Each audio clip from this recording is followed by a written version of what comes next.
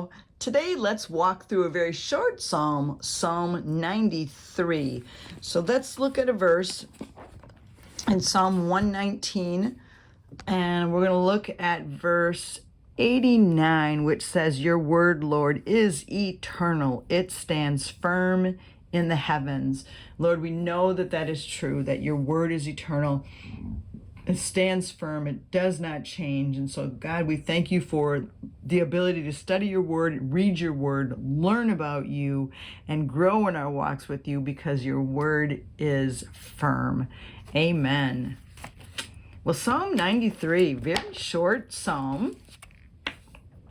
Just 5 short verses. So let's read through this and see if we can tell what kind of psalm this is. It says this: "The Lord reigns. He is robed in majesty. The Lord is robed in majesty and armed with strength. Indeed, the world is established firm and secure. Your throne was established long ago. You are from all eternity. The seas have lifted up, Lord. The seas have lifted up their voice. The seas have lifted up their pounding waves. Mightier than the thunder of the great waters, mightier than the breakers of the sea, the Lord on high is mighty. Your statutes, Lord, stand firm. Holiness adorns your house for endless days." So let's go back and let's look at what kind of psalm this is so that we can label it. And this is called sometimes we call it a royal psalm or an enthronement psalm. Okay, so an enthronement psalm is typically a psalm where a king is being enthroned, and so they have this psalm that is said, sung, whatever, before that ceremony or that festival. But there's no really concrete evidence for any particular festival. So whether there's a human king on the throne in Jerusalem, we do know that the Lord is the supreme king of all creation, and that's really what's reflected in this psalm. This psalm is a reflection of ancient Near East creation myths, where the God not only creates the world, but he is in control over the chaos of the world. And we're going to see that as we look through this psalm. So let's first of all kind of break it down a little bit. We're going to look at verses 1 and 2. And verses 1 and 2 are about this king. And so it's basically showing you the attributes of this king. The Lord reigns. He is robed in majesty. And when we look at that word robed, it's showing his position. He's wearing a robe, so it's showing that he is in charge. The Lord is robed again in majesty and armed in strength. So we're seeing his ability in battle, his readiness to battle. So I don't know if you want to write some of those things down in the margin here. The Lord, let's see, I'm going to highlight some of these words. The Lord reigns and he is robed, and we see strength. So to me, we're seeing he reigns, which is, I'm going to write he rules. He is robed is more, he's in charge. In strength, we're seeing a readiness for battle. You know, the strength, the ability to do that. And then it says, "Indeed, the world is established firm and secure. Your throne was established long ago. You are from eternity." And again, there's a really great, as we're talking about the attributes of this king, he is eternal. His throne is eternal, so his rule is eternal. So the world has been established by this God, but also his throne.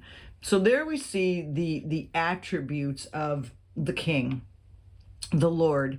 And then the next section is what I was talking about before when I was talking about this Near Eastern thought of these creation myths where you have this God that is in control. He creates the world, but then he's also in control of the chaotic water.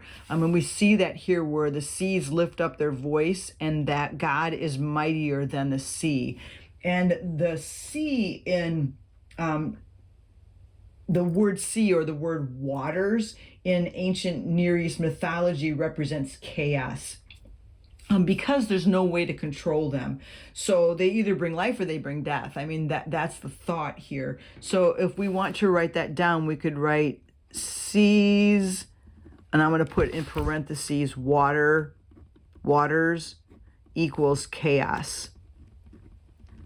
And the reason it equals chaos is because man cannot control.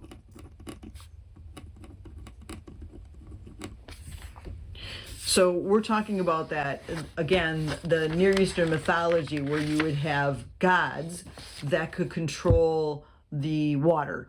And here we have our God. The seas have lifted up. The seas have lifted up their voice. They lifted up their pounding waves, mightier than the thunder of the great waters, mightier than the breakers of the sea. The Lord on high is mighty. So it's just this beautiful picture of the reign of this king and the strength of this king, that he is in control of the waters, even though for humanity waters may represent chaos because we cannot control them. The Lord can. He is mightier than the chaos. And when we think about like even the climate and the life in Jerusalem, in Israel, Israel is a lot of desert, and you've got these wadis that are dry for a lot of the year, except for when the rains come. Which would be in the fall and the winter, when the winter rains come, and they would starve if they didn't have the water. And so there is, in that society, there was a huge dependence on the water, which meant it was a huge dependence on God, because that's all they could do was trust that God was going to provide for them and that the waters would help them survive. And yet again, we see the fact that they look at these waters as chaos. And here the waters in this verse, they're rising, they're lifting up, but they're not lifting up to destroy, they're lifting up to praise God. And it just shows this God who is in control of even all of creation. And then the last verse, your statutes, Lord, stand firm. Holiness adorns your house for endless days. We see that God, again, is in control, but we also see like his statutes, the things that the Lord has spoken, stand firm. And that, we're talking about his word there. His word stands firm.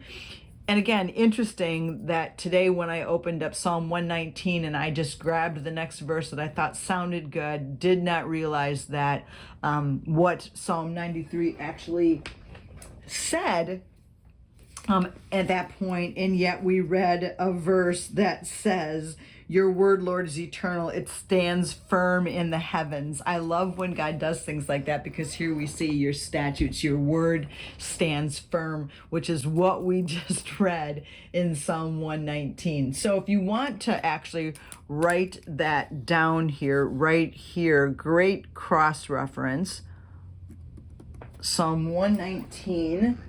And let me open my Bible for a second, because I think it's verse 88, but I want to make sure. No, it was verse 89. So Psalm 119, 89 says basically the same thing, that God's statutes stand firm. Holiness adorns your house. And then again, there's that for endless days, because God is in control and he is eternal. He is the God, the King of creation, and his kingdom has existed from all eternity and will exist for all eternity. So this psalm is very different because it is focusing on God in creation, instead of some of the other things that we have seen in some of the previous Psalms. But what a beautiful psalm of who our God is. So, Lord, we thank you that you are in control, that you rule, you are in charge, that you have strength, but that you are eternal, and that the things that you say, your word stands firm, and we can rely on that, and we can trust that. And Lord, I am so thankful for that. I'm thankful for this study. I'm thankful for being able to work through the Psalms and seeing who you are so often and how you work, and we rejoice in that. Amen. Amen. Well, thank you for joining me for this short psalm, but what a beautiful psalm, again, in understanding that the Lord and his word stands firm.